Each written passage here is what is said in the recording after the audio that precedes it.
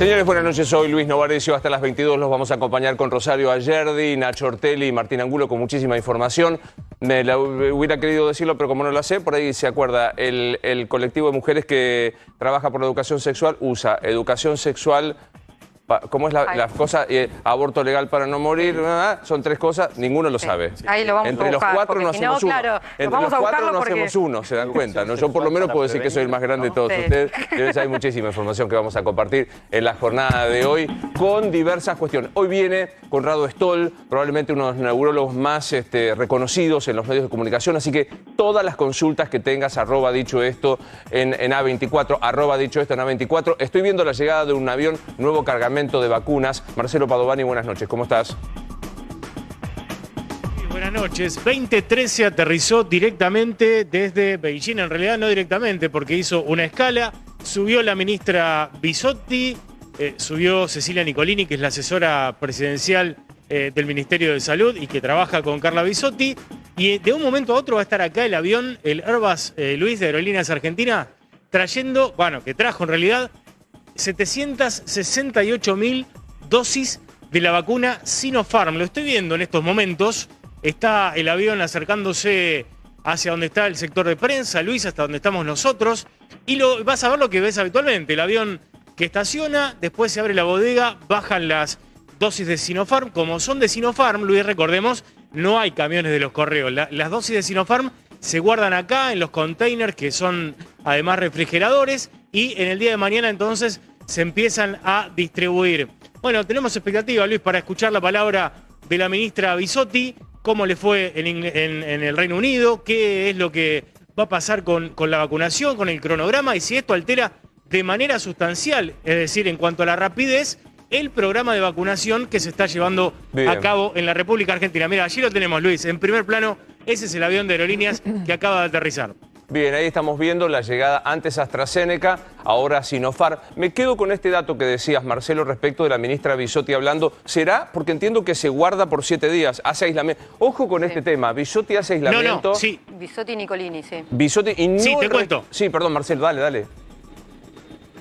No, les quería contar. Lo que nos dicen es que a pesar de que está exceptuada de hacer de cumplir los 7 días de resguardo en su domicilio o donde prefiera, la ministra va a hablar acá. Hay dos micrófonos que están puestos aquí a una distancia presidencial, y después junto a Cecilia Nicolini van a hacer el aislamiento las dos. Es decir, subieron al avión con un PCR negativo y a los 7 días se van a hacer otro PCR y después iban a retomar sus tareas habituales en el Ministerio de Salud. La verdad que ahí los pone en una situación difícil al resto de los funcionarios, legisladores, ministros que viajan y demás, porque, claro, no tiene más remedio Bisotti que cumplir con la norma que ella misma ha propuesto como control sanitario, que es quedarse 7 días aislada. Así que, sí, perdón. A pesar de que tienen excepciones, claro. Y justamente cada funcionario puede pedir esta excepción. La han pedido. Martín Guzmán volvió ahora de viaje y pidió la excepción para no hacer cuarentena. Bueno, Bisotti y Nicolini me parece un mensaje fuerte para el resto del gabinete. En otras ocasiones la han utilizado esa excepción Nicolini y Bisotti, sobre todo creo que cuando fueron a Rusia. Pero cuando en este empezaron caso, las negociaciones. Claro. ¿Había aislamiento? Ayúdame porque me perdí. Sí, ¿Había aislamiento antes de estos 7 días como en el anterior viaje que hicieron Nicolini, creo que fue a... no fue a Moscú. No, estuvo en Cuba también. En ¿te acuerdas? Cuba, México. ahí está, en México Cuba. y México y Cuba lo utilizaron, ahí está. Bien. Pero no en este último. Bien. Bueno, allí estamos viendo el avión de Aerolíneas. A ver, repasemos, Marcelo, cifras de la cantidad de vacunas, porque, a ver, tenemos un casi 50% de vacunados con una primera dosis, pero sigue siendo muy bajo el esquema completo de un 12%, si la memoria no me está fallando. Y contame la cantidad de vacunas que han llegado. 768.000 en este vuelo que estamos viendo, Luis. Pero un rato antes, vos recién lo dijiste, llegaron de AstraZeneca casi 1.400.000. En otro vuelo, en otro sector del aeropuerto, en este caso de LATAM. Estos de Aerolíneas están yendo a Beijing a buscar las vacunas Sinopharm. Recordemos que Argentina, nuestro país, compró cerca de 8 millones de vacunas de Sinopharm. El mes pasado, están llegando este mes. Me dicen que en las próximas horas la gente de Aerolíneas que sale otro vuelo, porque en total son cerca de 10 vuelos que van a tener que ir hasta Beijing a buscar estas vacunas de Sinopharm para aplicar primera o segundas dosis. Y el dato, Luis, es que, por ejemplo, en la ciudad de Buenos Aires se están aplicando muy rápidamente estas segundas dosis. Aquellos a todos los que le dieron Sinopharm, probablemente ya los convoquen en los próximos días para aplicarse la segunda dosis. Bien, quiero decirles que ya también está sentada Margarita Stolbizer en el piso. Hacía mucho que no la veía, me da mucho gusto y ganas de charlar con ella. Gracias, Margarita. Gracias. Y va a venir, como decía, Conrado Stoll, porque hoy también hubo anuncios en la provincia de Buenos Aires respecto de vacunados mayores de vacunación, para no meter la pata, vacunación libre con mera acreditación de edad a partir de... A partir de los 30 años ya empieza la vacunación libre en la provincia de Buenos Aires y un dato importante, ya se pueden inscribir menores de 13 a 17 años. No va a ser inmediato porque falta la aprobación de la vacuna, sobre todo el gobierno está esperando la aprobación de la vacuna Moderna en la FDA para finalmente esas vacunas que llegaron el fin de semana puedan ser aplicadas de manera pediátrica. Claro, y estas vacunas Sinopharm también que están llegando ahora, Marcelo, que podrían ser utilizadas en más jóvenes, en chicos más jóvenes. En China está validada ya, hay que ver si la ANMAT puede aprobarla en Argentina para empezar a ponerla en Argentina. Había pedido la información a China justamente porque el material que había enviado China todavía no era amplio como para poder aprobarla en menores. Bien, ahí estamos viendo, Marcelo, la apertura de la bodega con la llegada de estas vacunas que vos hacías mención. Sí, se abre la bodega, Luis. No, te decía, el detalle de los containers, ¿no? Porque en los containers, esta es la única diferencia que hay con el resto de las llegadas de vacuna. Esos containers, además, son como heladeras, digamos, donde... Sí, son contenedores, heladeras donde se conservan estas vacunas a una temperatura correspondiente, a su temperatura correspondiente, y se quedan acá en el aeropuerto, Luis. Mañana entonces comienza la distribución de esta vacuna a los distintos centros. Está bajando la tripulación. Estoy atento a ver si baja la ministra de Salud y también Cecilia Nicolini. Bueno, la vamos a ver de un momento a otro, Luis. Bien, ahí estamos. Bueno, seguimos con mucha atención lo que está ocurriendo allí para ver la posibilidad. Como lo ves, hay 4 puntos centrales que tenemos en la jornada de hoy. Uno es la llegada de las vacunas, el otro es en el Congreso, en la zona del Congreso, perdón. Allí está Cristian Balbo. Buenas noches, ¿cómo estás? Buenas noches, Luis. Esta es la postal de la imagen de la primera jornada de acampe de los micros escolares de provincia de Buenos Aires que se han ubicado aquí frente al Palacio Legislativo. Fíjate vos, por fortuna están estacionados, no están interrumpiendo el tránsito, pero claro, desde que comenzó la pandemia, considerando que no hubo clases presenciales, se les complicó mucho la tarea a quienes llevan adelante esta labor de conducir micros escolares. Ya en 2 oportunidades estuvieron protestando en la sede del gobierno de la provincia de Buenos Aires en La Plata, también en el Ministerio de Educación Provincial, sin ningún tipo de respuesta, y por eso ahora han decidido, Luis, acampar frente al Palacio Legislativo para que escuchen sus reclamos. Ellos aducen que no dan abasto, cobran aproximadamente entre 3.000 y 5.000 pesos por alumno que sube a estos micros, pero aseguran que también sea una problemática porque muchos padres, por temor por esta pandemia, no están enviando a sus hijos a través de este servicio, sino que lo hacen en sus vehículos particulares o caminando hasta el establecimiento educativo, y por eso están reclamando porque ellos tienen que pagar, Luis. Por un lado, la habilitación, todo lo que tiene que ver con libreta sanitaria, lo que tiene que ver también con el mantenimiento de las unidades. Son todas cuestiones y costos que tienen estos choferes, estos micros históricos que hay en la República Argentina, estos micros naranjas, y que no pueden mantenerlo. Y por eso hablan de una reconversión, Luis.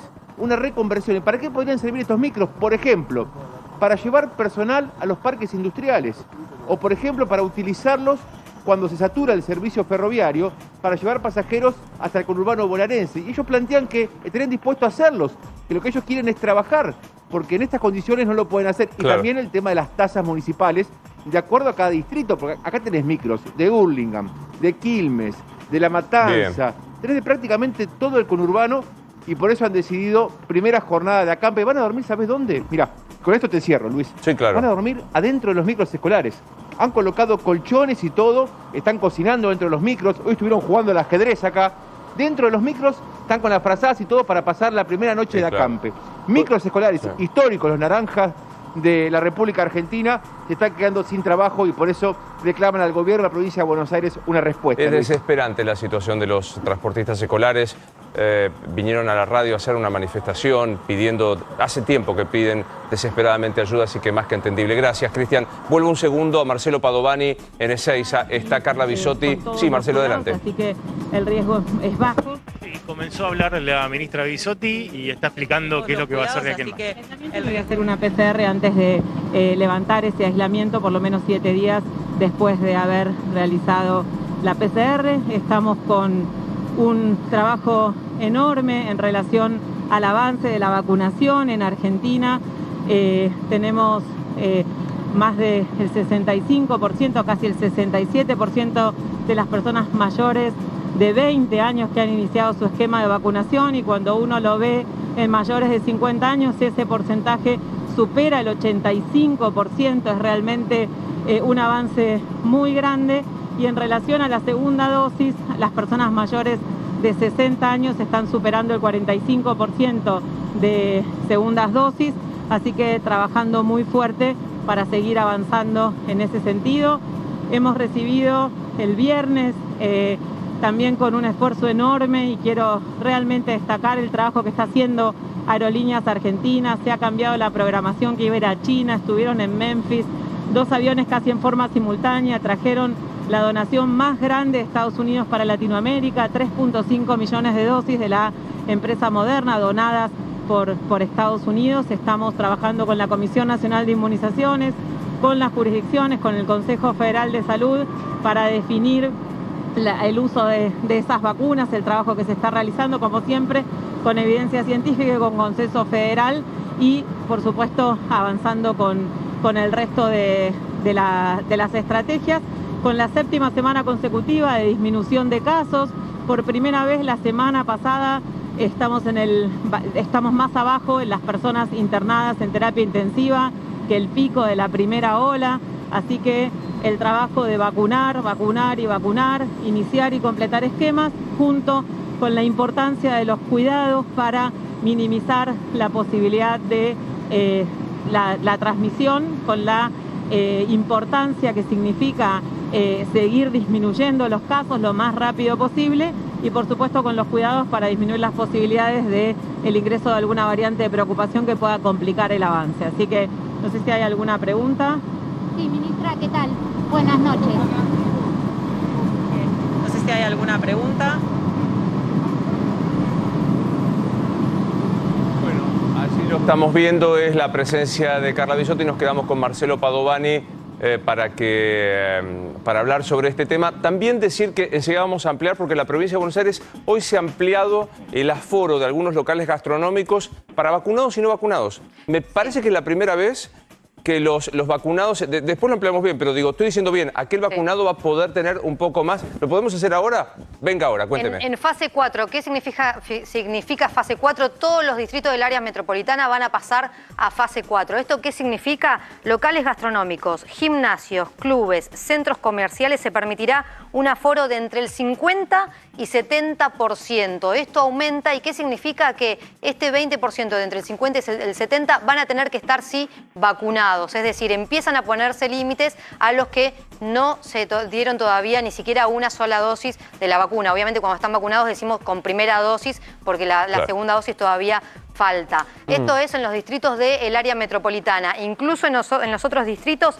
también hay aforos más importantes, pero esto es un avance para las restricciones en la provincia de Buenos Aires. Bien. Bueno, decir que vas a poder acreditarlo a través de la app, de las aplicaciones o a través del cartoncito, si hace falta, o de alguna manera fehaciente, ¿no es cierto? Sí, tenés la app. Si no tenés la app, seguramente tenés un mail que te llegó, lo podés tener, y si no, lo que te dieron en el centro de vacunación, te dieron un cartón, y seguramente ese cartón también con ese cartón podés demostrar que tenés la aplicación de la vacuna. Totalmente. Bueno, nos vamos a ir a ver, a propósito de COVID, Julián Weich sufrió una internación, la verdad que la pasó muy mal, es más, los vecinos llamaban a su puerta, lo vieron muy mal. Allí está trabajando, recuérdame que está Gabriel Prosperi, ¿verdad?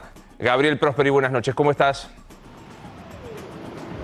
Hola Luis, buenas noches. Exactamente, estamos pendientes de la salud de Julián Weich, que está internado desde hace varios días, pero claro, en las últimas horas su médico personal, el doctor Mario Fitzmaurice confirmó que lo habían llevado a una sala de terapia intensiva. El problema con Julián Weich, Luis, es que le faltaba oxigenación, no tenía la oxigenación suficiente, por lo tanto requería cada vez más de la ayuda para poder oxigenarse y para justamente controlar otros valores, sobre todo que tienen que ver con la cuestión de los análisis clínicos y bioquímicos en su cuerpo.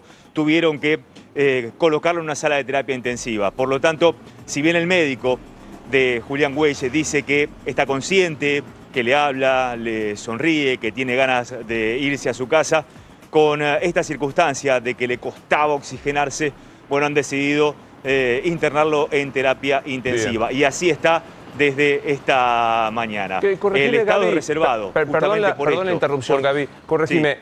La información que hoy escuché en A24 es que no estaba vacunado Julián Weich.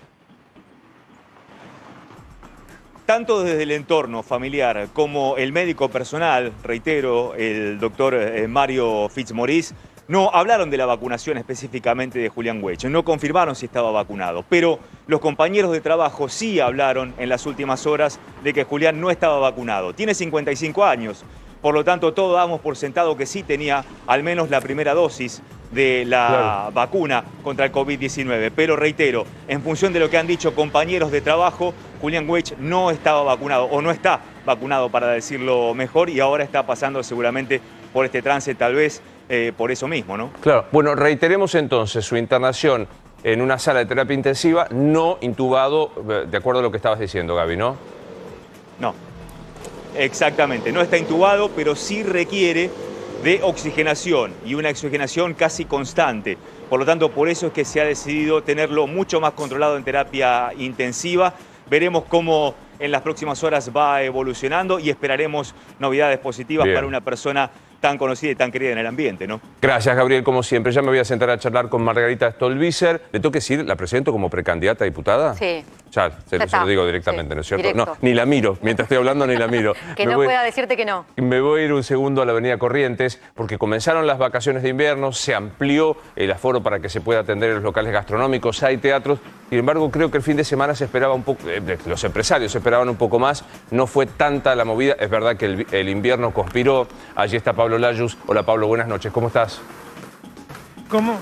Hola, Luis, ¿cómo estás? Así, ¿no? En imagen de fondo del obelisco. Y una calle Corriente, a ver, podemos mirarlo al vaso con medio lleno, medio vacío, ¿no? Lo bueno es que empezaron todos a trabajar, especialmente aquí los teatros.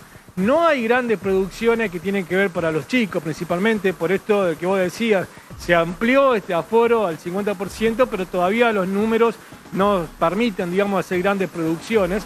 Lo que están trabajando y bastante bien, por lo que se vio el fin de semana, han sido los circos, con entradas que van desde los 800 pesos en adelante y tener algunas funciones a partir de los 2000. A ver, ¿por qué contamos esto en pleno vacaciones? Porque obviamente que el teatro, especialmente el teatro para los chicos, siempre ha sido, digamos, ¿no?, como una atracción para que esta calle Corrientes tenga el movimiento. Pero si observas ahora la avenida Corrientes, se observa un movimiento que no estábamos acostumbrados. Y ese, digamos, es mirar un poco el vaso lleno. Como así también, si miramos las tiqueteras, Luis, de estos últimos tiempos, se van a observar que a partir ya de agosto y septiembre empezás a tener mucha más variedad de espectáculos que empiezan a anunciarse aquí sobre la cartelera de calle Corrientes. Claro que sí.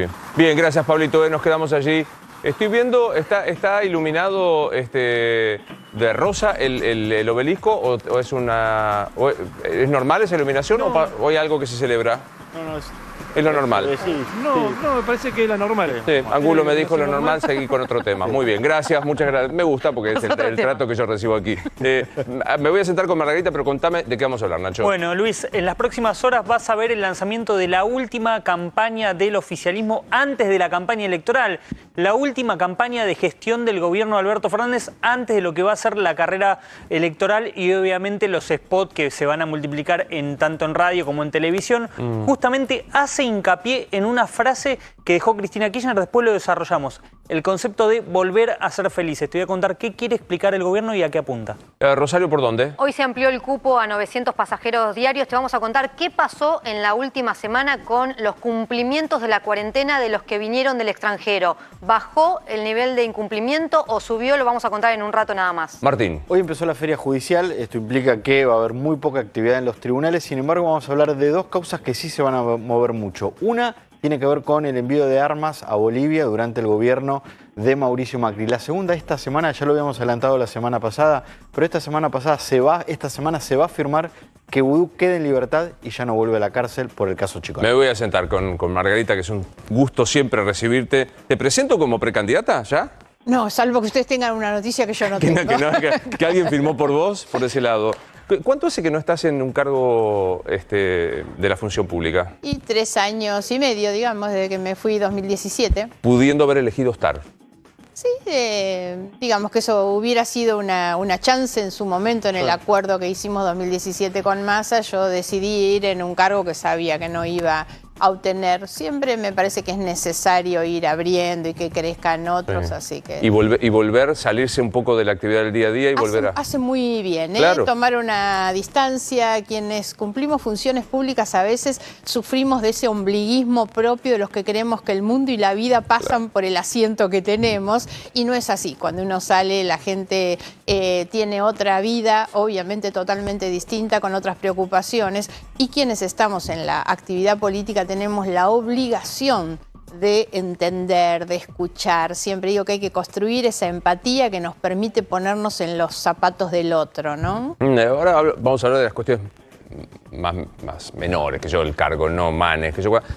Pero digo, hay algo que me parece que te ha caracterizado, que es argumentar en la política. Y yo no sé si paga mucho la argumentación. A mí no me ha pagado mucho, claro, pero sí. Digo, hoy cambiamos opiniones con Canosa sobre el tema de los penes de madera y demás. Yo trataba de decir, podemos discutir si es un negociado, es un escándalo. Si hay un solo oferente, hay que denunciarlo. Pero si hay que dar educación sexual, me parece que esto es lo central. Claro. ¿Sentís que la política está para argumentar o estamos dogmatizados, agrietados mal?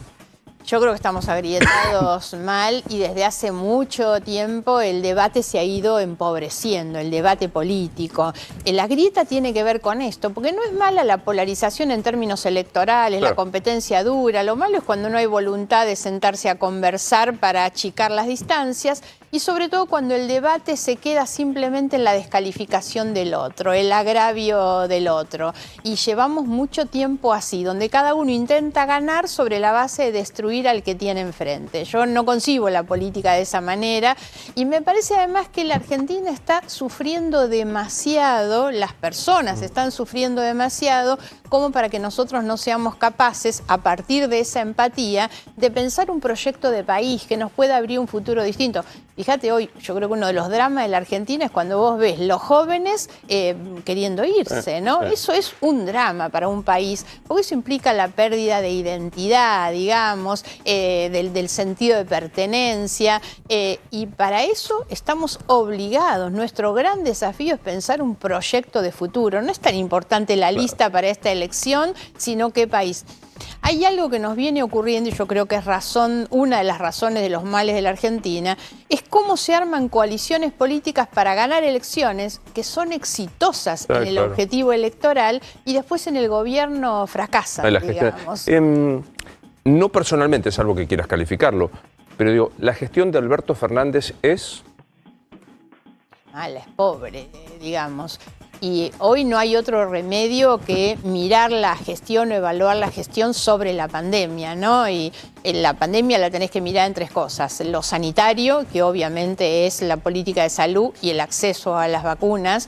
Nosotros tenemos un número altísimo, estamos en los peores lugares en términos de contagiados y de muertes, y al mismo tiempo la contracara de eso, que es la baja cantidad de testeos y de vacunas. Los países que van triunfando, fundamentalmente testeos, que es la posibilidad de detectar tempranamente y entonces operar sobre el virus detectado, y el acceso a vacunas. Es una enfermedad sin tratamiento, la gran apuesta es la vacuna. ¿Tiene sentido que te preguntes si gobierna Alberto o Cristina? No, la verdad es que esas son discusiones que no me parecen. Incluso los que se cuelan con esto, ay, Cristina va a hacer la lista. Y es lógico que podemos pretender una cosa distinta. Ella es sin ninguna duda la líder de ese movimiento.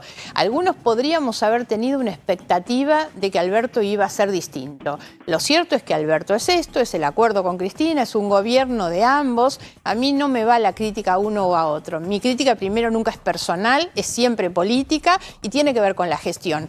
Esto te decía de la salud y de las vacunas en el medio, vacunados de privilegio y todas las cosas que conocemos, que cómo le explican a los familiares de los muertos que algunos se colaron en la fila. La otra es la gestión de la educación en la Argentina. Ha sido muy pobre educación en pandemia, sin entrar en el conflicto ciudad-nación, nada. Lo cierto es que 1 año y pico de los chicos sin presencialidad ha tenido y va a tener todavía un impacto muy grande. Y la otra cuestión es la evaluación de la gestión en cuanto a las cuestiones económico y sociales. Hoy uno de los datos que estamos viendo en estos días es cómo la Argentina ha ido perdiendo su condición de clase media, sí, claro, ¿no? Sí. El sueño del hijo que...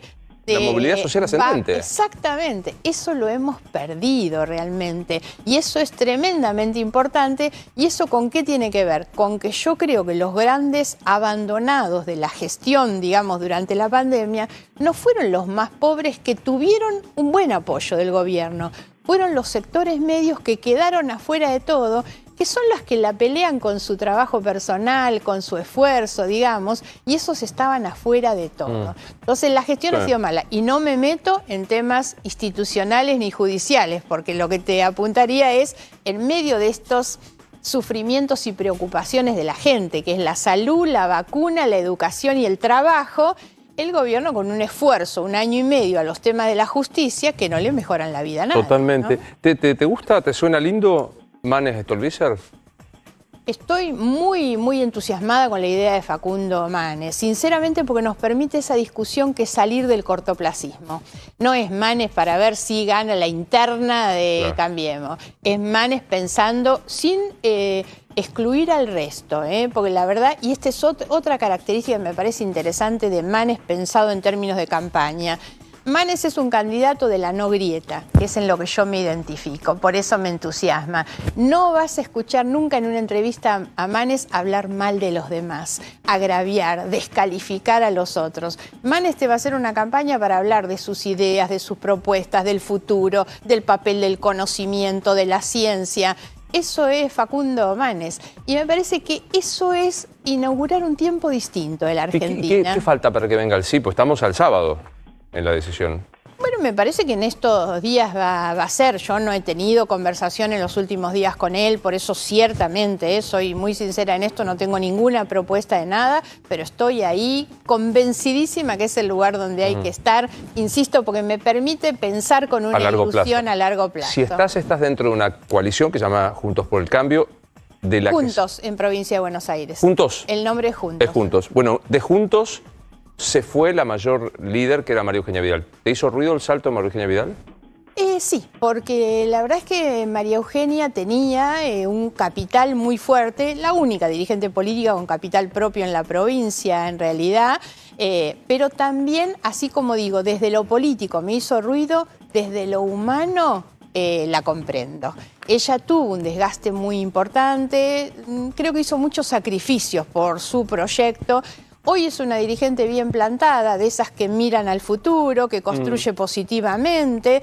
Por eso me parece, yo creo que hay además dentro de esa coalición, porque muchos me preguntan por qué yo termino ahí, entre otras cosas porque hemos visto de manera muy explícita una decisión de renovación de liderazgos, una decisión de discutir proyecto y no solo rejuntar gente para ganar una elección.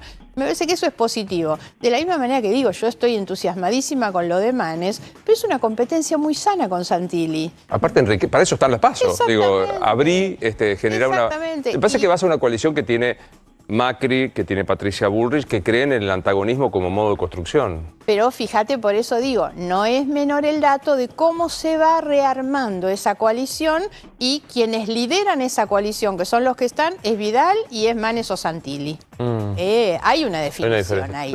¿No estás hinchada que la política siga debatiendo Macri o Cristina? Sí, por supuesto. Ahora, lo de Cristina, en función de lo que decíamos antes, es razonable, es la líder del proyecto político que gobierna la Argentina, no se lo podemos desconocer, digamos. Macri ha dado un paso al costado y esa coalición tiene una renovación muy clara en los liderazgos. ¿Dio un paso al costado? No por voluntad propia, pero hay una pulseada que han ganado claramente los que sostienen otra posición. Yo creo que hay un triunfo muy claro de un nuevo estilo, si querés, dentro de la política, que además es muy racional. Escuchás a María Eugenia o escuchás a Larreta o a Santilli.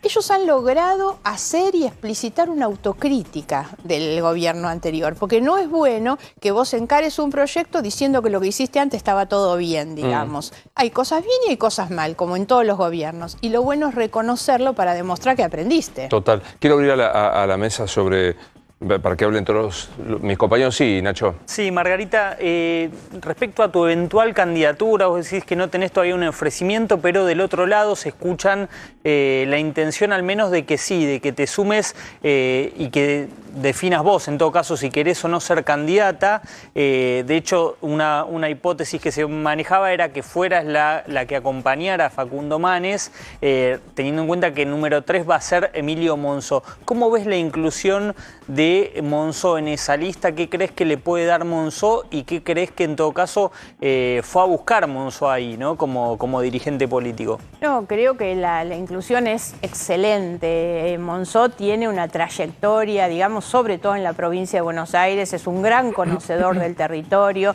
tiene una capacidad de mirar estratégicamente la política, por supuesto. Yo creo que es una contribución que enriquece y potencia muchísimo, muchísimo a esta coalición, ¿eh? ¿Y de qué depende tu eventual candidatura? Que te lo había preguntado en el inicio de esta pregunta. Es que bueno, hoy lo cierto es que no tengo ninguna propuesta.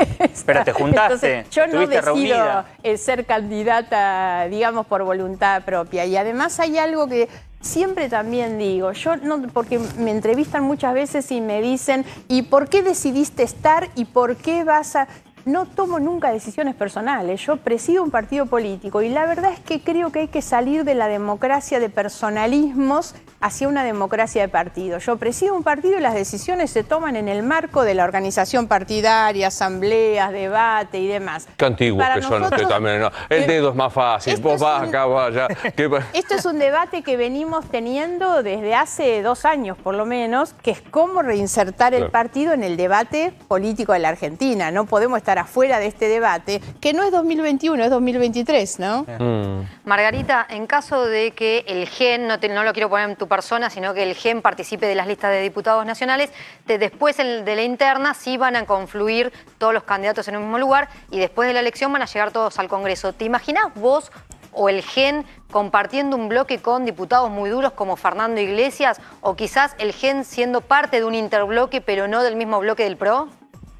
La verdad es que no hemos conversado de esto, pero de hecho que nuestra decisión de ingresar en esta coalición implica la aceptación de la coalición, saber el intercambio de listas, el trabajo común, pero sobre todo porque pongo en valor el proyecto 2023. La Argentina necesita tener una alternativa de gobierno distinta para el 2023. Ahí es donde yo sobre todo más me veo y me parece que es muy importante construirlo, que todos tengamos la misma vocación, cada uno contribuyendo en el lugar que puede y con lo que sabe, digamos.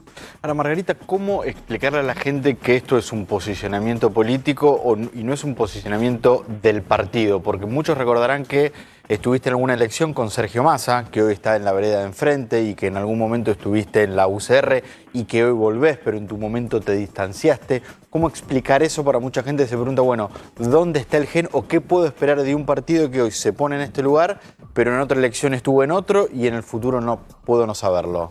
Sí, me parece que tiene que ver justamente con esto, con el posicionamiento político y lo que decía antes. Un partido político no puede volverse irrelevante, no puede quedarse afuera del debate político. A mí me preocupa algo que hablábamos recién, que es la pobreza del debate, justamente en la competencia. Me preocupa cuál es el proyecto que la oposición en su conjunto va a ofrecer en el 2023 y entonces la decisión es o estamos afuera de esa discusión o estamos adentro de esa discusión. Y la decisión para nosotros, el posicionamiento político es eso. Queremos estar en la discusión de cuál sea el proyecto para suceder al actual gobierno. Es casi una discusión de vida que afecta a todos, digamos. Claro. En los medios de comunicación. o me pongo purista y me pongo un blog solo ante la vida y veo qué pasa, o me meto desde adentro a tratar de cambiar las cosas que muchas veces no comparto, con unos límites. O sea, vos decís, estos son... ¿Cuál es, digamos...? Siempre desde la diversidad, ¿no?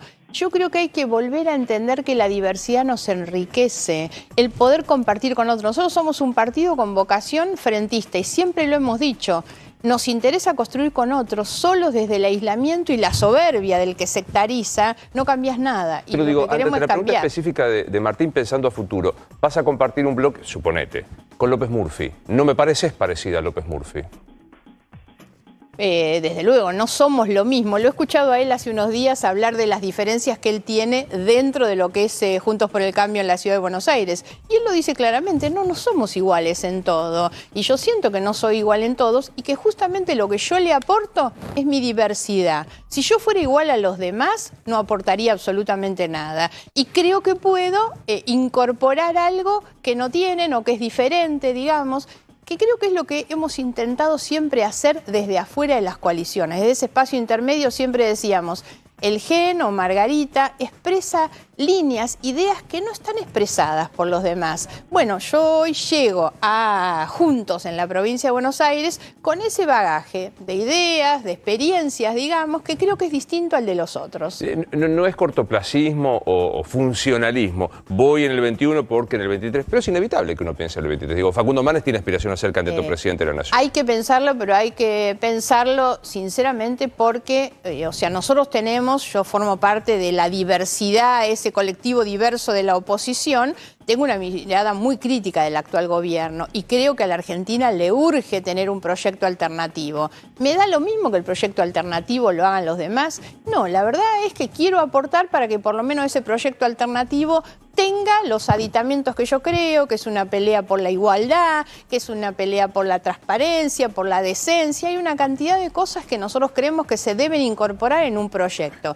Y la idea de Manes a mí me entusiasma porque Manes habla de eso. Manes habla del papel del conocimiento, de la inversión en la ciencia. Son los temas de los que hay que hablar. Pero hay una tribuna que pide Venezuela. ¿Viste? Hay una tribuna que dice, digan que hacen campaña, pero si no nos vamos a Venezuela. ¿Qué te pasa? Yo no comparto realmente, no comparto para nada. Aún desde la mirada crítica del gobierno. Muy crítica, quiero decir. Muy crítica. Ahora, no me vas a escuchar decir, vamos a Venezuela. La verdad, no, la Argentina tiene sus particularidades. Si querés, ni mejor ni peor, la verdad. Y tenemos muchas cosas que arreglar y que mejorar. Pero esto de hacer la política del miedo, por eso digo, de la descalificación que el otro, no, bastantes dramas tenemos nosotros como para pretender parecernos Pero a digo, otros. lo vuelvo a llevar un ejemplo absolutamente menor, que yo qué.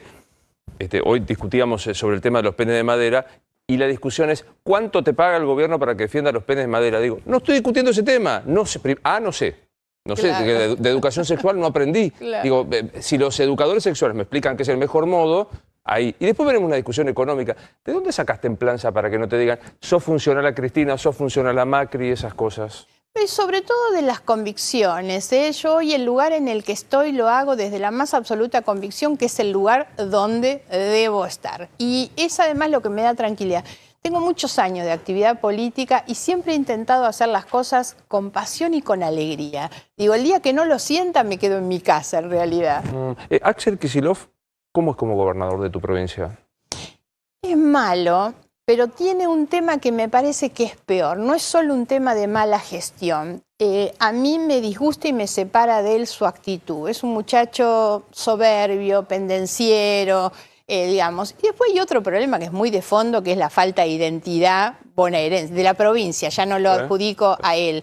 Porque muchas veces me hablan del tema de los que pasan de distrito o no. Hay un tema de fondo que es que la provincia de Buenos Aires casi no tiene identidad propia. Cuando vamos al interior nos dicen porteños a los de la provincia de Buenos Aires. Y lo cierto es que llevamos muchísimos años, si no me equivoco, desde Duhalde, que la provincia no tiene gobernantes que sean de la provincia. Entonces les ocurre algo siempre, que es que demoran un montón de tiempo hasta que saben por qué ruta tienen que ir. En el idioma de los viejos con guía Filcar, ahora dirían con el Google Maps. Pero tienen que andar recorriendo de esa manera para saber qué calles tienen que afrontar. ¿Cómo estás con la edad? ¿Por qué si yo tengo muchos años, los viejos? Y tengo muchos. Ahora escuchaba lo de las vacunas. Soy el colectivo de primera dosis que espera la segunda vencido los 3 meses, ¿no? ¿Decí la edad? Sí, la digo, a esta altura la googleás y la sacás, tengo 66. ¿66? Sí. Lucís mucho más joven. Ay, qué divino. No, pero quiero decirte esto. Dijiste, Axel es malo y pendenciero.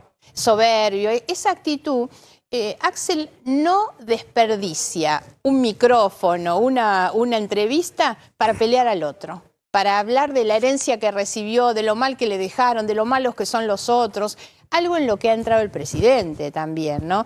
Y yo creo que esta preocupación, o sea, ¿cuál es, creo que la gran revolución de la Argentina? Es cuando dejemos de echar culpas al pasado y que el gobernante que llega se haga cargo de todo sin beneficio de inventario, pero que además sepa que cuando se va tiene que dejar algo mejor de lo que recibió. Es una pregunta ¿no? pendenciera la que te voy a hacer. ¿Es malo, más malo que María Eugenia como gobernador? Porque tiene esto de agregado. O sea, yo fui crítica del gobierno de María Eugenia. Por eso lo pregunto. Pero me parece que María Eugenia durante toda su gestión fue una persona de diálogo, de escuchar las críticas, de cambiar. A mí me ha tocado ir a conversar con ella y llevar lista de cosas. Primero tenía un conocimiento de todo y se hacía cargo de todo. Y después que lo que escucha y vos le decís, mira, acá está pasando esto y lo otro, la verdad es que cambiaba. Nunca cortó diálogo con ningún dirigente opositor. Este muchacho no tiene eso. Y yo creo que la política es diálogo. Últimas. Margarita, en los últimos años se discute mucho lo que tiene que ver con las causas judiciales que involucran, sobre todo a Cristina Kirchner y ahora también a Mauricio Macri. Vos fuiste quien denunció, por ejemplo, los casos Otesur y Los Sauces, que hoy están en instancia de juicio oral. Pero hay otras causas que se están cayendo. Dólar Futuro, Cunita, hoy se está discutiendo esa misma situación sobre el memorándum con Irán. ¿Qué mirada tenés sobre lo que está pasando y si tenés alguna autocrítica, alguna crítica de lo que ha hecho el Poder Judicial con las causas de Cristina? A ver, yo soy bastante crítica del funcionamiento del sistema judicial desde siempre y no simplemente en esas causas o simplemente en los temas de corrupción. Soy muy crítica de que el promedio de duración de la investigación de la corrupción sea de más de 15 años en la Argentina. Y me parece que ese es el problema que tenemos. No hablo mucho de las causas que no conozco. En las causas en las que yo soy denunciante, los delitos se cometieron y las pruebas están. Cuando me preguntan qué va a pasar, digo, y lamentablemente si vamos con este promedio de duración, con la marcha que han tenido las causas, no con este gobierno ni con el otro. Lamentablemente eso es lo que conocemos.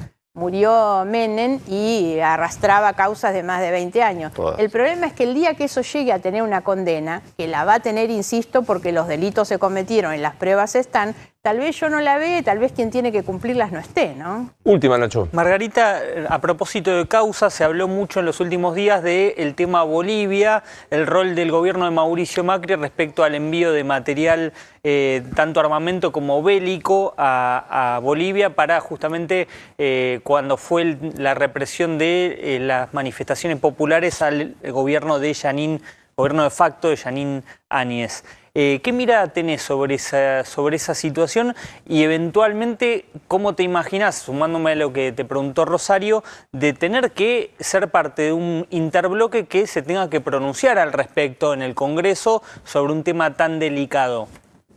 A ver, yo creo que el hecho es tan grave y escandaloso que no permite de ninguna manera que el posicionamiento frente al caso sea partidario de amiguismo. Claro. La verdad, es un caso tan grave que amerita una investigación profundísima, severísima, por supuesto, en todos los términos.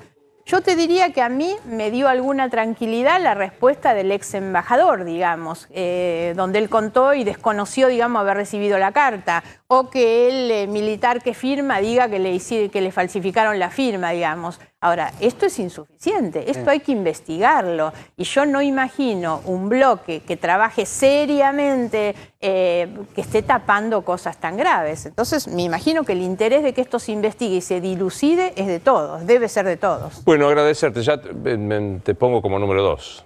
Te hace falta lapicera. Claro, porque si no... Cuidado porque se escribe con lápiz, porque después borran, por eso no lo dice. Se escribe con lápiz las listas y después se borran. Todos los que hemos cubierto alguna vez cierre de lista hay que esperar hasta las 12 de la noche porque algunos entraban como candidatos y salían como... Te digo más, no te olvides que hay 48 horas para corregir errores o completar vacíos. Contradigamos todos los manuales de periodismo. A mí me alegra mucho, si es que es así, que vuelvas a la política activa. Me parece que con consensos y disensos que hemos tenido, algunos de los que públicamente me arrepiento, cuando se postuló la posibilidad de tu nombre para la Corte Suprema y yo dije, pero ¿cómo debería venir de otro lugar que sea de la... Y me equivoqué, podrías haber sido una gran ministra de la Corte Suprema, me alegra que vuelvas. Bueno. O sea que ya está. Mirá que la elogio y todo esto, digo, va a soltar. Claro. Si no se lo decís a Luis, ¿a quién? Es que no lo tengo, sinceramente. Un dato, Luis, que abona las especulaciones. ¿Te acordás que se iba a hacer la foto entre Manes y Monzó, el número 1 y el número 3? Sí. No hubo foto. Tal vez estén esperando, tal vez estén esperando el número 2. ¿O qué falta? Falta que se lo proponga. Falta que Manes te lo proponga. Y como mínimo me parece que eso, mínimo, ¿no? Claro.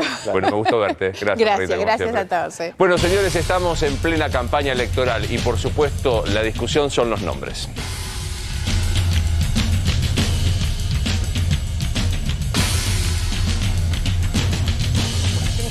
No.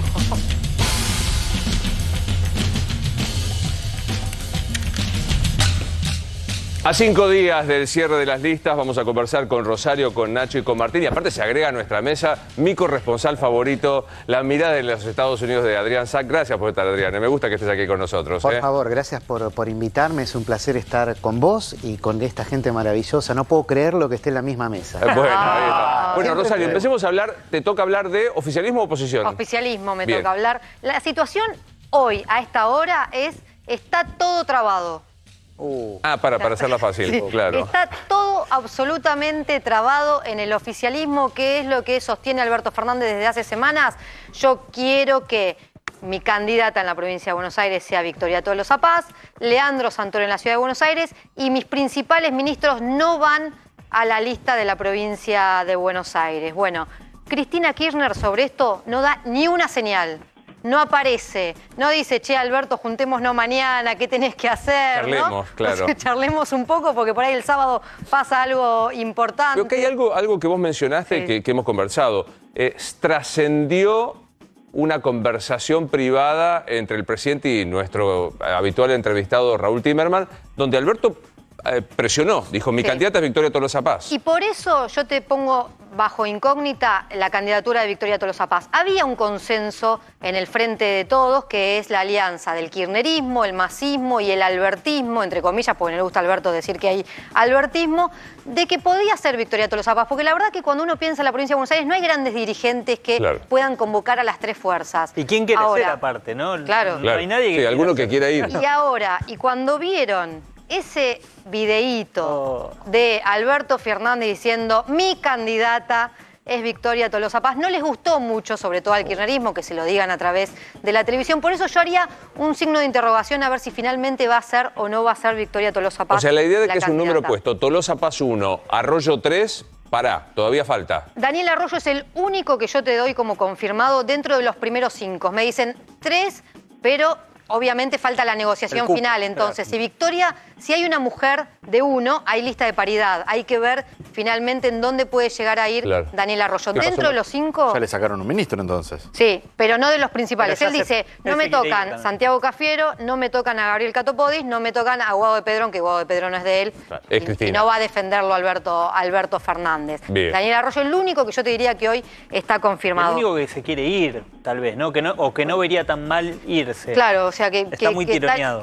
Ya fue diputado, le gusta más la gestión ejecutiva, pero dice, bueno, es quizás el único ministro que no tiene un padrino importante porque viene del lado de Alberto Fernández. Claro. O sea, es decir, no lo defiende ni Sergio Massa ni Cristina Kirchner, vino por Felipe Solá. Tampoco vos, quiero decirte que en este momento no lo está defendiendo vos tampoco. Pero bueno, todo bien, todo bien. Vino a través de Felipe Solá posicionado por Alberto Fernández. Es el único que iría por ahora en las listas. Y Sergio Massa que dice, yo quiero un candidato de consenso que nos represente. Ahora, él no tiene ninguno para posicionar tampoco que sea alguien distinto, por lo cual hoy el escenario está todo trabado. ¿Y en el lado de la oposición? Bueno, en la oposición hay más certezas, pero también hay dudas, Luis. La certeza es que va a haber paso tanto en la provincia de Buenos Aires como en la ciudad. Ya no hay dudas. De hecho, había circulado la versión de que podía haber algún tipo de renunciamiento o una idea de Horacio Rodríguez Larreta de que Santilli se resguardara, de buscar una lista de unidad. No. La unidad a toda costa no. Larreta quiere que juegue Santilli porque no quiere dejarle el camino servido a Facundo Manes, porque entiende que puede ser también un potencial rival de cara a 2023. Luis, lo que vos decías con Margarita, ya se empieza a mirar en 2023, no tanto en 2021. Por eso se ve con buenos ojos la competencia. Para que, digo, porque nosotros hablábamos de nombres que yo damos, por supuesto, yo creo que el gran público está como afuera por razones obvias. Pero digo, la interna va a ser María Eugenia Vidal, Ricardo López Murphy en la ciudad. Y Santilli. Diego Santilli, Facundo Manes. El PRO versus el radicalismo. En Juntos por el Cambio en la Ciudad de Buenos Aires hay lista de unidad, si se quiere, en lo que es el PRO. Vidal cerró con el radicalismo. Ahora Ricardo López Murphy representa a los liberales. ¿Y por qué Larreta da esa interna en la Ciudad de Buenos Aires? Porque entiende que después del salto de Vidal de la provincia a la ciudad, hay un sector más extremo, más halcón, si se quiere, que no ve con buenos ojos votar en primera instancia a María Eugenia Vidal y de esa manera retiene el voto más extremo, por decirlo de alguna manera. No se podrá usar, este es un dato muy importante, Luis, no se va a poder usar el sello de Juntos por el Cambio en los distritos donde no hubo acuerdo en todo el país del radicalismo, el PRO y la coalición cívica. Así como el Frente de Todos va a reafirmar su alianza electoral de 2019, en Juntos por el Cambio hay algunos distritos en los que no se logró acuerdo. Por ejemplo, Neuquén, por ejemplo, San Luis, por ejemplo, La Rioja. En esos 3 distritos, entre los popes de la cúpula nacional de Juntos por el Cambio, decidieron que no se puede usar ese sello. Claro. Es importante porque la réplica que tienen tanto la Ciudad de Buenos Aires como la provincia tiene un impacto electoral. Por eso, para los gobernadores del peronismo es muy importante en esos 3 distritos que no se va a poder utilizar el sello. Después, el cuarto lugar, este es un dato que seguramente se va a hablar y mucho porque tiene que ver con los heridos que dejó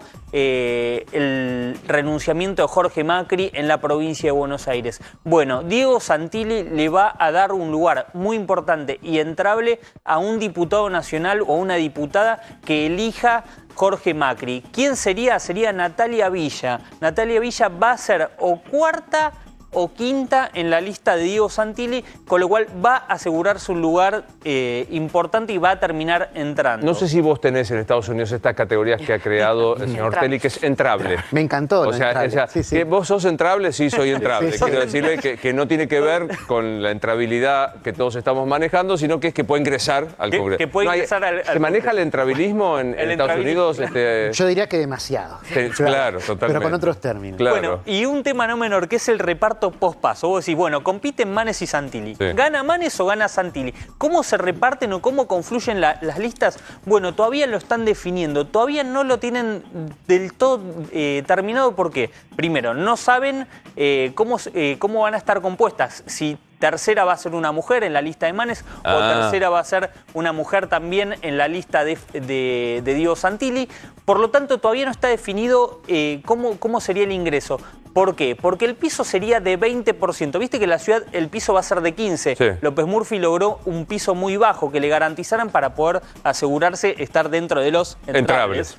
En la provincia va a ser 20% para diputados nacional y 25% para diputados provinciales, que esto es un tema que al radicalismo le importa y mucho porque tiene muchos diputados provinciales, y concejales en los distritos. Y eso también le tiene un impacto en lo que es el gen de Margarita Stolbizer, el radicalismo y también en Emilio Monzón. Te dejo una tarea para el hogar, para mañana, que hagamos un recuerdo de cuántos diputados se renuevan para saber la entrabilidad, es decir, y qué piso debería sacarse para que sea el quinto entrable y no el sexto y todo esto. Por supuesto, Luis. Me voy a ir a conversar con Conrado Stoll, pero Martín, ¿qué pasó con los gastronómicos y la justicia? Bueno, hace un tiempo contamos que hubo una demanda, un amparo que presentó la Asociación de Hoteles, Restaurantes, Confiterías en todo el país para que no haya límite de horario para que puedan atender, para que se declare inconstitucional los decretos que establecieron un límite de horario que en la Ciudad de Buenos Aires hoy es hasta las 11 de la noche,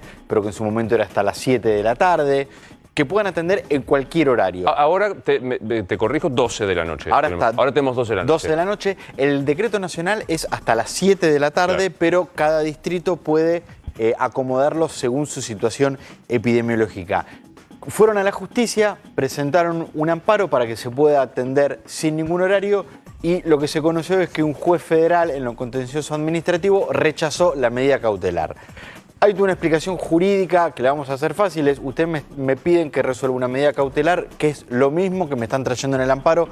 Yo voy a resolver el amparo todo junto, pero por el momento el juez dijo se mantienen las restricciones vigentes hasta ahora. No se abre a cualquier horario. Hay que esperar lo que seguramente va a ser esta semana la resolución sobre el fondo, pero en una primera resolución el juez le dijo a la Asociación de Gastronómicos, por ahora no, se mantienen las actuales restricciones. Es decir, recordemos las restricciones hasta las 12 de la noche, el 50% del aforo, comienza en la provincia este 20% más para vacunados y la circulación se extiende también en una hora más de acuerdo a lo que se había extendido. Exacto. ¿Dije bien? Perfecto. Estuve muy bien, la primera que me ve. Bueno, me voy a conversar con el doctor Conrado. Doctor, qué gusto verte, Conrado. ¿Qué tal, Luis? ¿Cómo estamos? Muy bien. Bien. Muy bien, sí. Había un... ¿Perdón? De vuelta, digo. De vuelta. Realmente. De vuelta aislado y triplemente vacunado. ¿3 dosis tenés? Sí, Sputnik y Pfizer. ¿Y te hiciste el test de anticuerpos? No vale la pena. No se sugiere. Porque el test de anticuerpos mide anticuerpos. Pero justamente estas vacunas generan una inmunidad también con células. Claro. Que la gente lo sepa, a esta altura han escuchado tantas cosas, que no es lo mismo que solo anticuerpos, la IgG que han leído todos en su papelito del laboratorio. Eso es más para la gripe y por eso hay que repetir y todos los años, porque genera solamente ese tipo de inmunidad. Esto genera inmunidad con células, los linfocitos asesinos, difícil de olvidarse el nombre, y eso es más efectivo. O sea, más duradero. Lo que las vacunas o el tránsito de la enfermedad le enseña al cuerpo qué hacer ante un eventual próximo COVID. Definitivamente. Y recuerda, tiene memoria para cuando lo encuentre mucho tiempo después. Acaban de publicar un estudio en la ciudad de Vo, con B corta en el norte de Italia. Fue una excepción a la devastación del norte. Ahí testearon a todo, son muy poquitos, ¿no? Un par de miles, pero testearon a todo el pueblo. Y lo interesante que publican hoy es que con todos testeados, ven que sigue el 99% de la población con anticuerpos por la infección de 2020, fuera asintomática o sintomática. El 98.9% de la población tienen anticuerpos. Qué interesante esto que estás contando. Muy valioso. Se ha reportado en una revista muy seria, a pesar de que son unos pocos miles, por el contexto y el valor de lo que te está dando. ¿Cuánto dura la inmunidad? Tanto que se ha dicho. ¿Cuánto dura? Este ejemplo de la ciudad de Vo te dice que probablemente sea bastante duradera. Más de un año, cuanto menos. Hasta un año por lo menos. Hasta un año. En los 90 había un dicho en la política que estamos mal pero vamos bien. Sí.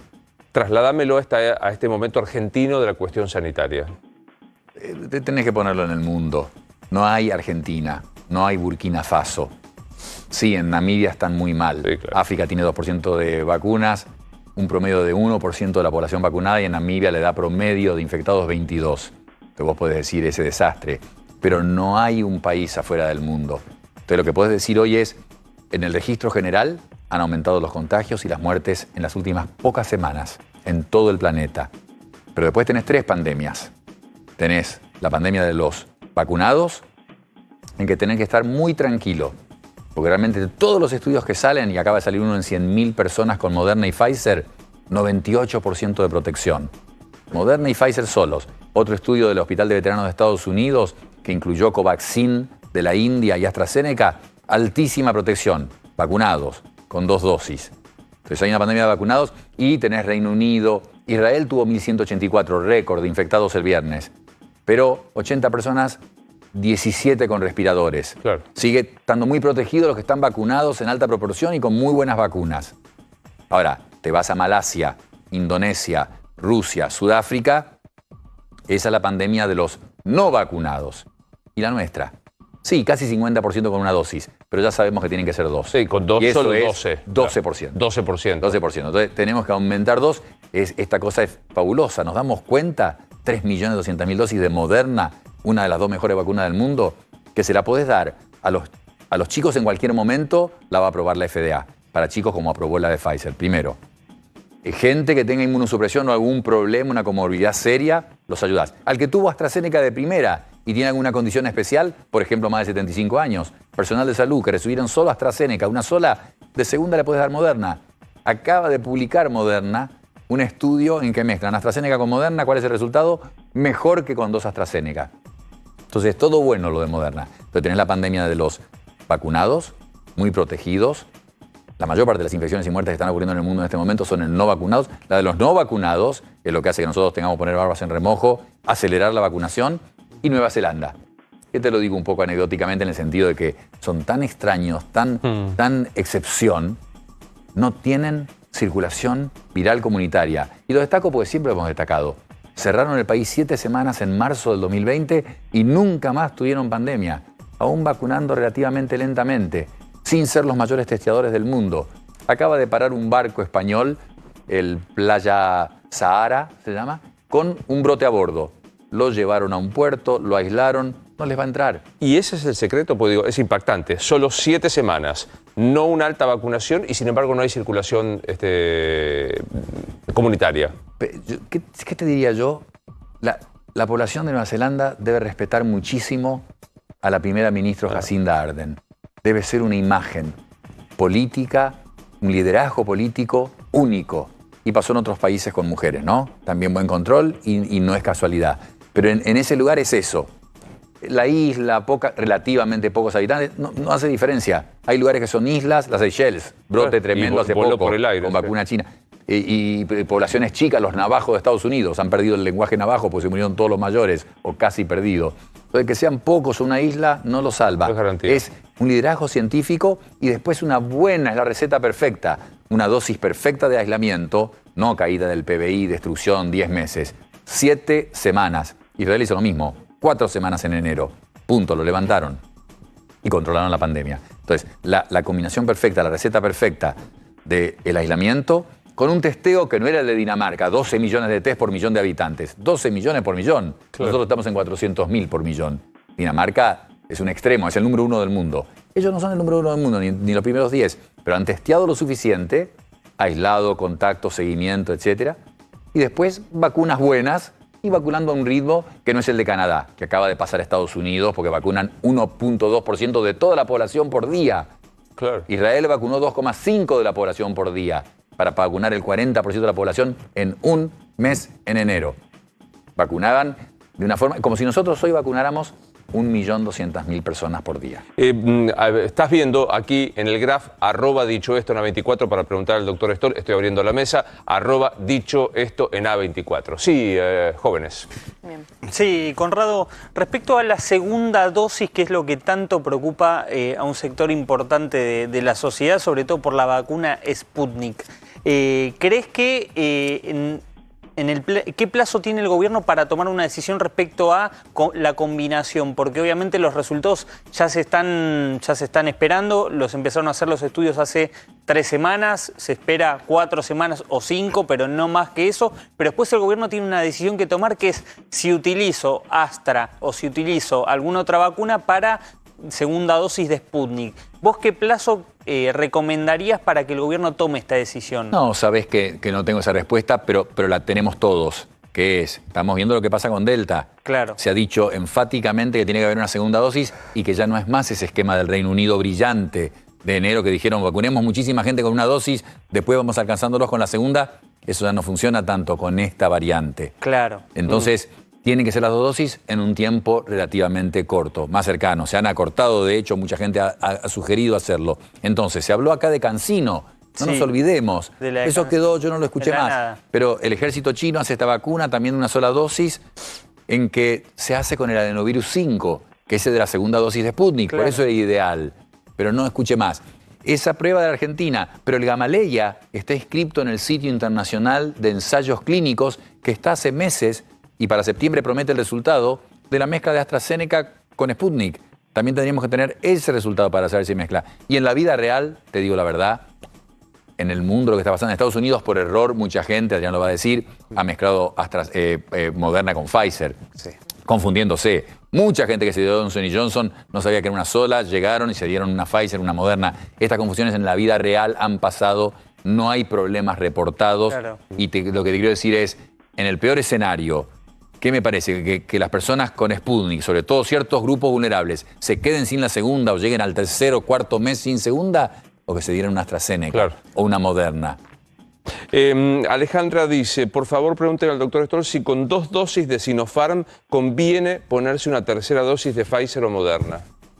Qué buena pregunta. Todas, y vos sabés, ¿de cuánto hay evidencia? No de demasiado, claro, pero tenemos algo. Y qué bueno que lo digas porque hace unas semanas con un colega yo dije que Sinopharm se iba a comprar una gran cantidad. Esa plata usémosla para comprar otras vacunas con más eficacia.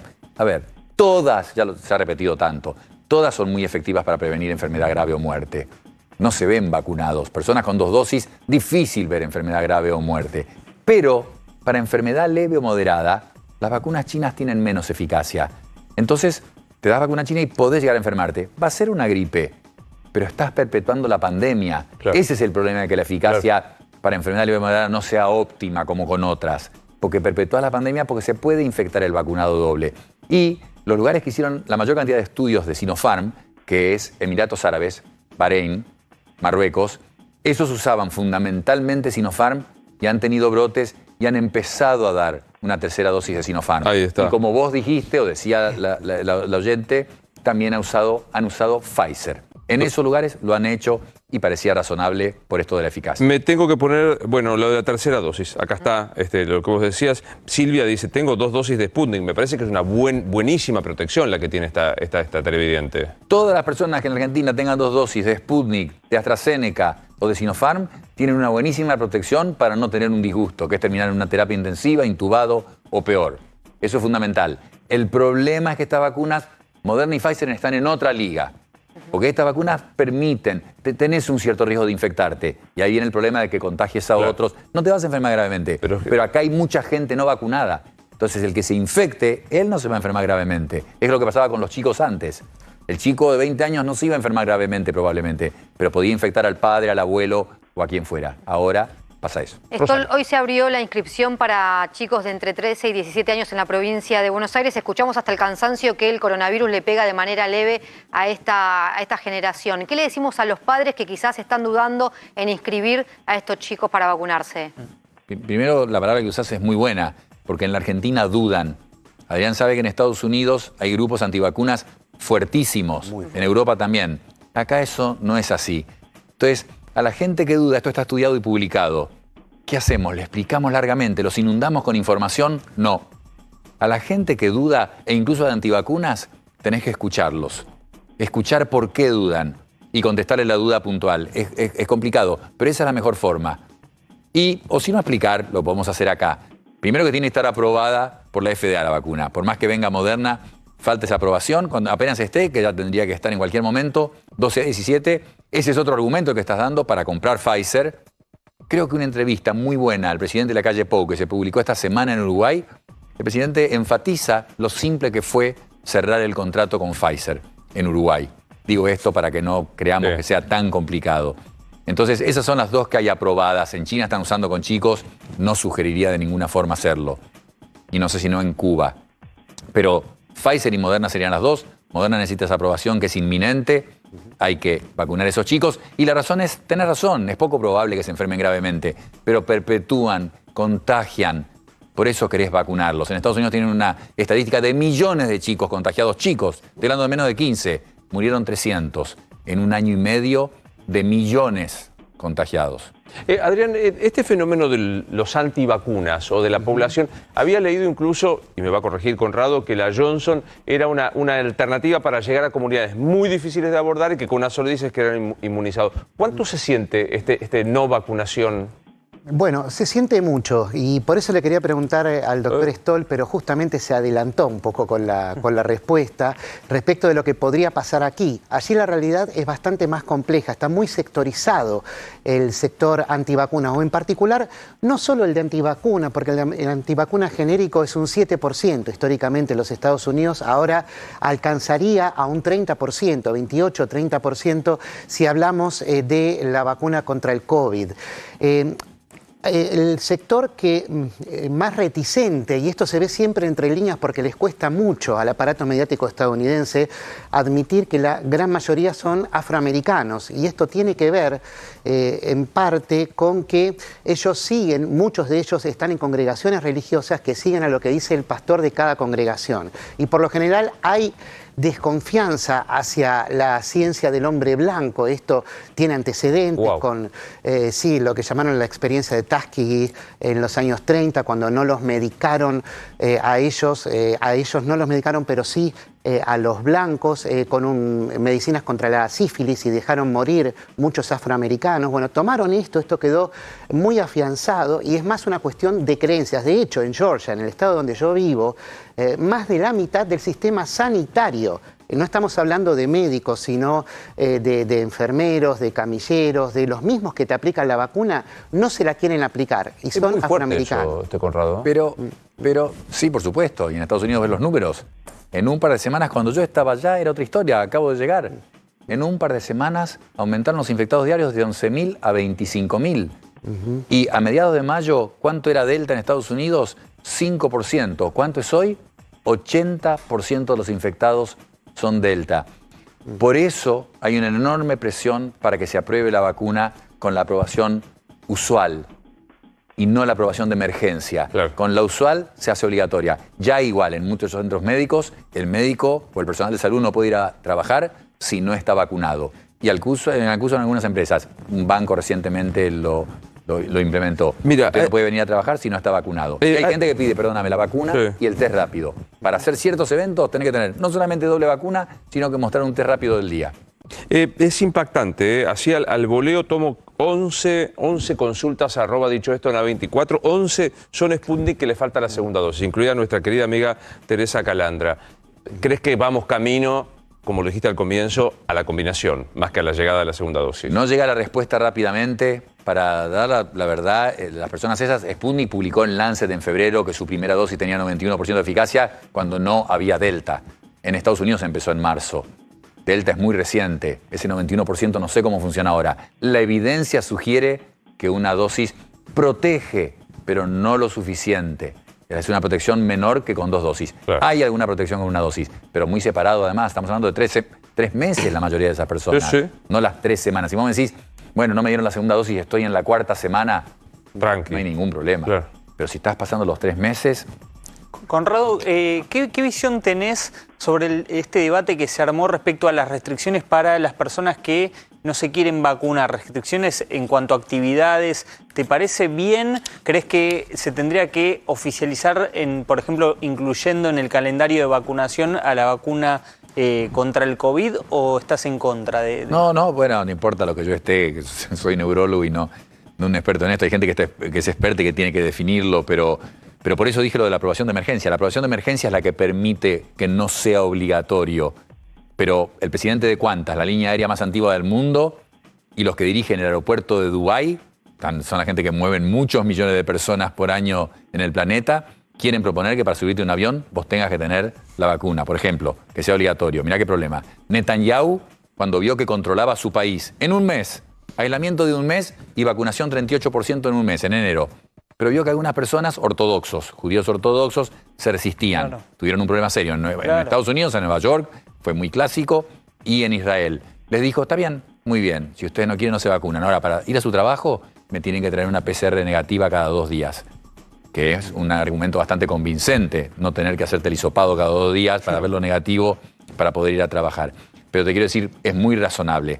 Esto ya quedó claro que no era una gripeciña. Claro. Entonces, te estoy diciendo que en lugares sofisticados que la gente respeta las reglas, le están pidiendo mostrarme el carnet de las 2 vacunas y un test de antígeno negativo de hoy para entrar a esto. Acaban de publicar un trabajo de 5.000 chicos en una fiesta, en una discoteca en Cataluña. No hubo problema. Todos vacunados con test negativo del mismo día. No hubo problema. Pero, entonces, sí, porque es por los demás. La forma de ser egoísta ahora es ser generoso. Es que los países que tienen dinero nos ayuden a nosotros, como esta donación fantástica que hemos tenido, y más, y a otros países que necesitan más todavía que nosotros. Y nosotros generosos. Si yo no estoy vacunado, tengo que tener un cuidado muy extremo. Y si estoy vacunado, yo uso igual barbijo todo el tiempo. Sí, Martín. Doctor, frente a la Delta marcó que lo mejor y lo único que previene es enfermedades graves, internaciones y la muerte, es el esquema completo de vacunación. También marcó que en los menores, para no ser vectores de transmisión, es necesario que estén vacunados. Si usted tuviera que elegir o dar una opinión, o si la ciencia lo hizo frente a la escasez de vacunas que tenemos hoy en el país, si es mejor completar los esquemas de quienes tienen una sola vacuna o vacunar a los menores, ¿qué elegiría? Tengo que elegir entre los dos, completaría los esquemas que probablemente son de gente más grande que puede tener una versión más seria. Hubo países, Indonesia trató, ahora Indonesia es un caos. Están con el tema de conseguir oxígeno, lo que ya vimos, la película que ya hemos visto. Pero Indonesia al principio, previendo esto, dijo, no vamos a hacer como todos, vacunar a la gente mayor, la expectativa de vida es menor de todas maneras, ¿no? 270 millones de personas en un lugar muy emergente. Pero dijeron, no, los mayores no, vamos a empezar por la gente joven, porque necesitaban cortar la pandemia. Entonces empezaban con esa estrategia.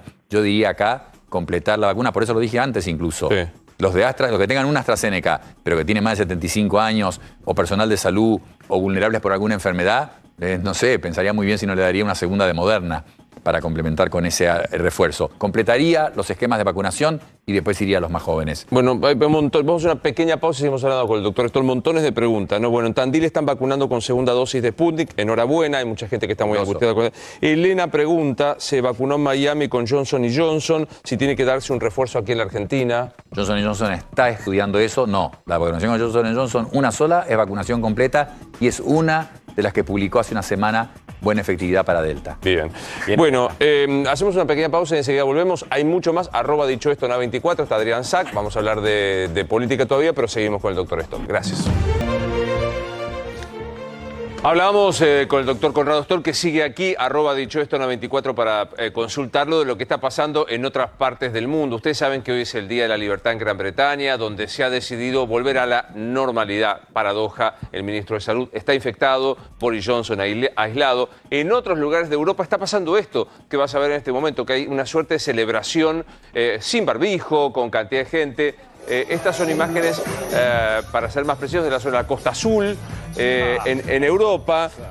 Fíjate lo que está pasando, ¿no? El barbijo esencialmente aparece dentro de los empleados que están en el lugar. ¿Cuándo vamos a ver esto, Conrado, en la República Argentina?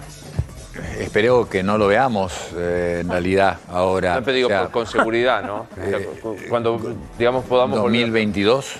O sea, no hemos visto todavía lo que está viendo el hemisferio norte. Grecia cerró hoy las islas y varias secciones del país por Delta y por el crecimiento del contagio. O sea, ¿usted no concuerda con lo que dijo Bisotti, que el fin de semana en una entrevista con Iván Jadrowski, colega, le preguntó el 9 de diciembre, los hinchas de River van a poder festejar en el Obelisco? Y ella dijo, con aforo van a poder festejar el 9 de diciembre. ¿Sabes qué? Te digo la verdad, para diciembre, la pregunta, viste, la Navidad será la misma. Bueno, es lógico. No, pero después de 2 años. Hay tanto por qué preocuparse ahora.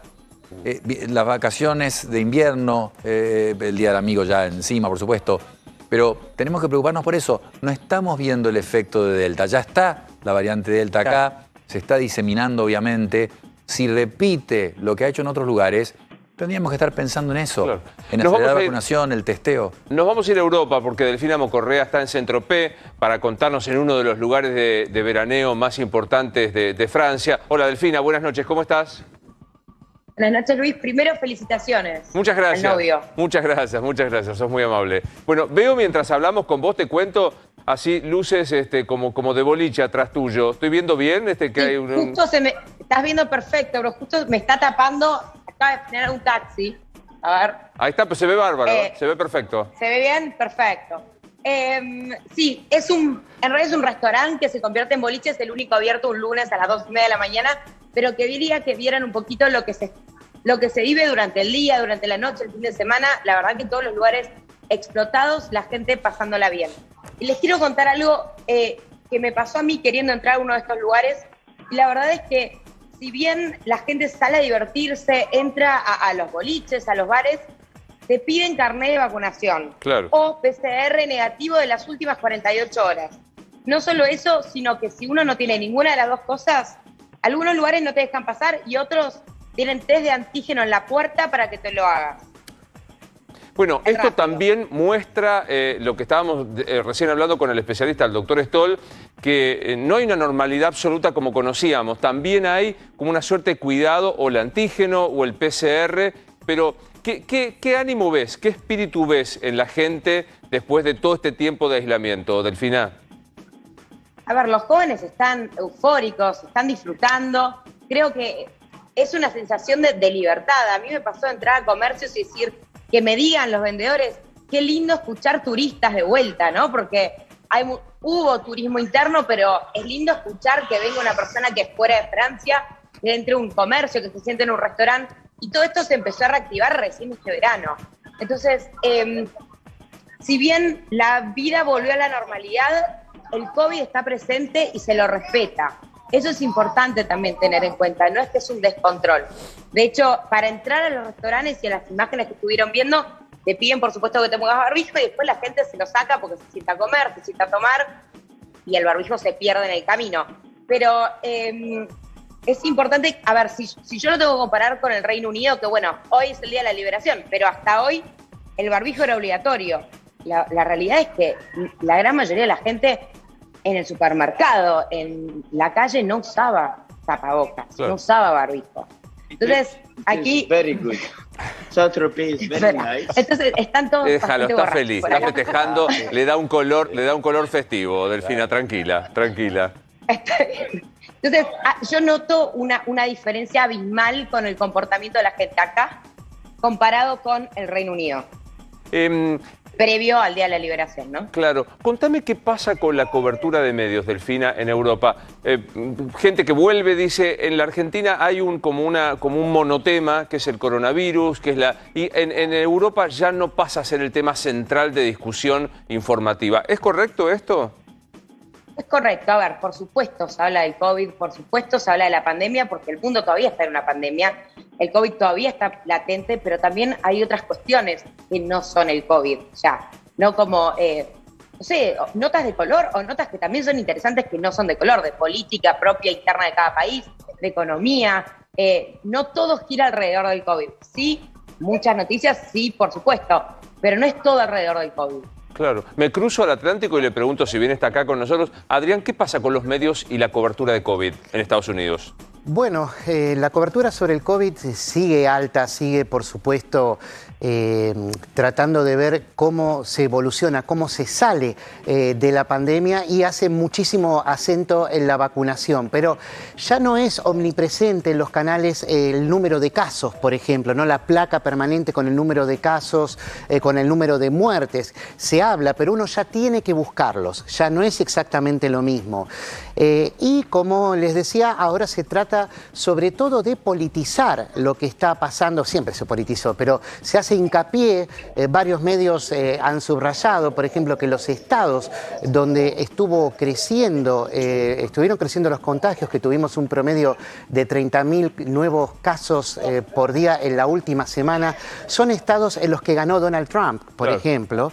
Separan bien lo que es republicano de demócrata y los conservadores contraatacan diciendo, por ejemplo, que la economía se reactivó más en los estados donde ganó Donald Trump, justamente, que fue donde quitaron los subsidios y la gente empezó a volver a trabajar porque necesitaba los subsidios por COVID, ¿no?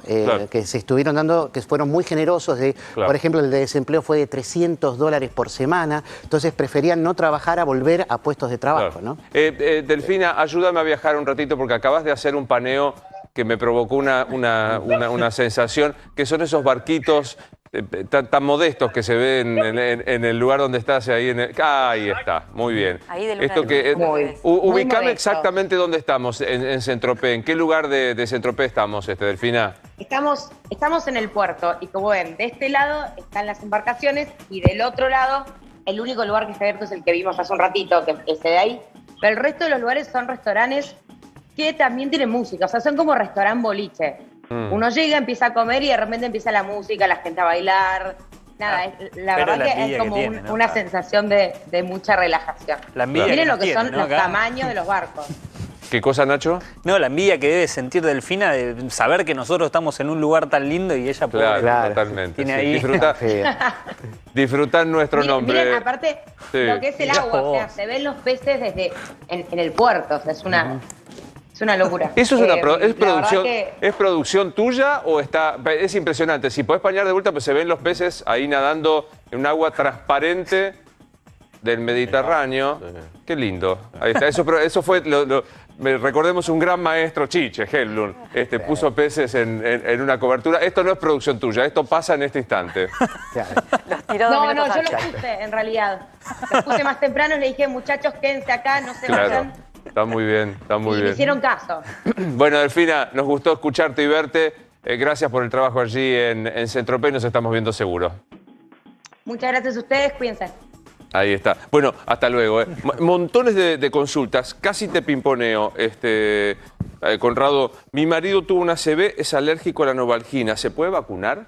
Y perdóname que cierre con lo de recién que vos me preguntabas. Sí. Ahí vimos lo que podía ser la prenormalidad. Pero mirá lo que era eso, porque empezamos viendo la fiesta y no sabíamos si éramos lo que hemos visto acá. Claro. Gente que se junta en fiestas a bailar así, sin vacunas, sin protección.